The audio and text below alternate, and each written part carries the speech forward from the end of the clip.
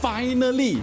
You can now buy stocks with DefiChain. If you want to learn more about how it works, I've talked about it in my previous video, so please do check it out. At its initial launch, DefiChain has come out with 15 decentralized financial assets and will continue to roll out more in the coming months. For many crypto enthusiasts, we may not be familiar with stocks. However, a simple hodling strategy on your crypto is just outdated. It's time to make your crypto work for you. In my next few videos, I've decided to talk about the stocks that are listed on DefiChain to help you make more money in the crypto world. Hey, that's pretty good. Hi, I'm Frankie. Welcome back to my fuck show. Today, I want to talk about a $2 trillion company, Google, or more correctly, the holding company Alphabet. Google was not the first search engine that ever existed. In fact, there were 5 of them before the birth of Google. What would be the most important thing if you own a website today?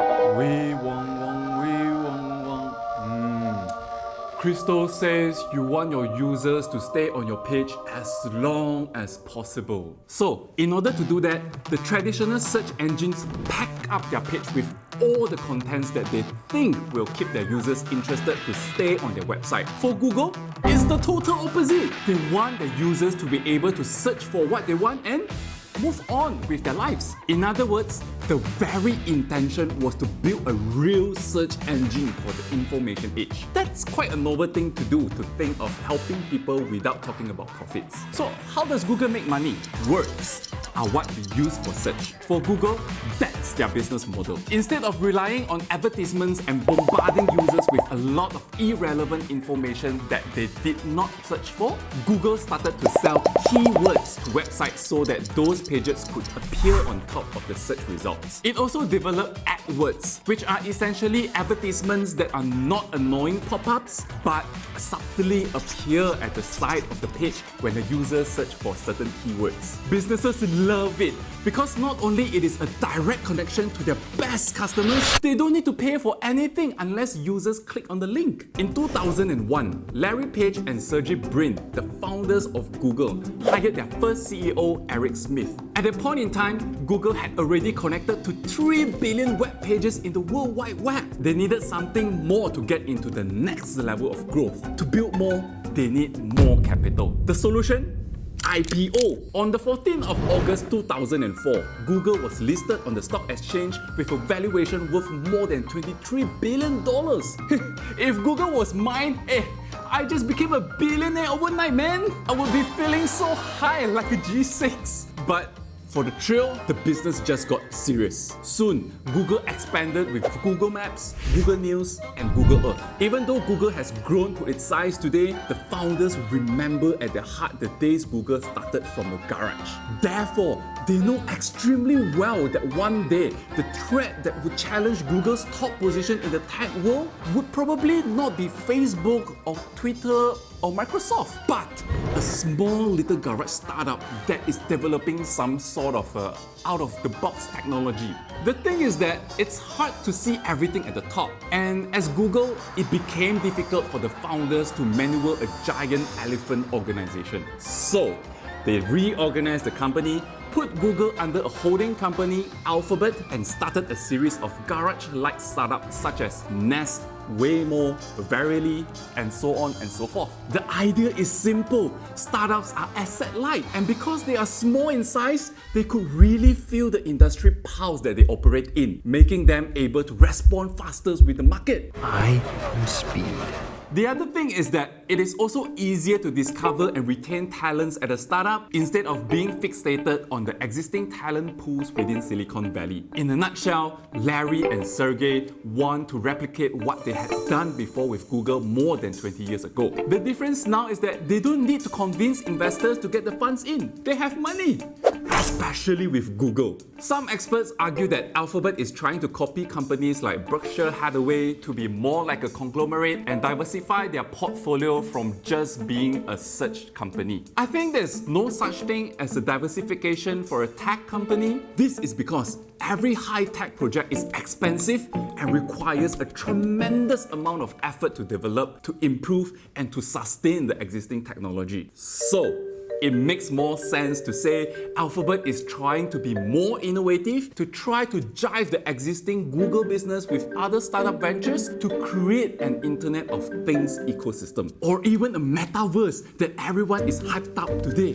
One day, some of these startups ventures, or maybe just one, is enough to become Alphabet's next trillion-dollar opportunity. In terms of competition, the most headache issue for a Western tech giant company like Google is China. Many people are saying that actually China tech has already surpassed what Silicon Valley is capable of doing. Even if that's not the case, the competition is definitely fierce, particularly in the areas of AI and quantum computing, where Google is investing a lot in it. With the current political landscape between the two superpowers of the world, I don't think Google will have a chance to go back to China as a search engine for the country. But I think there are many other areas that potentially could give Google or Alphabet an angle to play. For instance, Google Cloud integration with multinational companies that have operations in China will enable them to have seamless operation flow. Or Google Cloud simply work with the government directly to develop AI safety to ensure machines don't take over the world. The point I want to make is that while Google search engine stands no chance in China in the foreseeable future, as China pretty much controls the media, Alphabet could still possibly penetrate the Chinese market for enterprises and humanitarian sake. Moving away from China, Southeast Asia is actually one of the fastest growing regions in technology. Don't believe me? Just look at how many unicorns in this region has created. Grab, Gojek, Carson. Why all related to cars one? Anyways, that's a good thing because almost every investor who puts their money in technology knows that the next big thing is autonomous driving and EV. Perhaps one day, Alphabet can consider Malaysia as its self-driving car hub in Asia to penetrate into the region. I'm sure our government has its arms wide open to welcome Waymo, or Alphabet's other bets to set up shops in Malaysia. Now, Google has access to massive amount of personal data. Think about it. Every email I send, every word I search, all the photos I took, places I went, books I read, what I bought, Google knows everything. So the biggest concern for the group is trust. This trust issue with Google is going to be a nightmare that haunts it forever. Governments and competitors will use the name of personal data violation to potentially bring down the world's largest search company. So, apart from looking into the financial accounts, it is very important to be alert with such news circulating in the market. This kind of news will be red flags to trigger a sell-off on the stock. We already saw an example of Google facing a $5 billion lawsuit back in 2020, where it was accused of illegally invading the privacy of millions of users by pervasively tracking their internet use through browsers set in private mode. To address this issue going forward, Google is trying to do more with less data so that it could avoid getting into conflicts as much as it could. Actually, if you ask me, the key is to develop responsibly, to continue carrying on the noble mission of Google to benefit mankind instead of being too focused on profitability of the business. The money will come automatically if users find the product safe and useful for them. So, the stock can buy? Google's core ad revenue, which accounted for 84% of Alphabet's total annual sales, has led consistent annual revenue growth of 20% in the past decade. That growth is likely to sustain, and it is probably enough to justify the valuation of about 30 times price to earnings, with a bet that maybe one of its garage startups will become the next trillion-dollar business to the group. By the way, some tech stocks in Malaysia can be easily valued at double of what Alphabet is trading at, and they are way smaller in size. Financially aside, today, whatever we don't know, we Google. With that kind of instinct instilled in our daily lives, what value do we think that is worth? That's all we have for today. #FAST.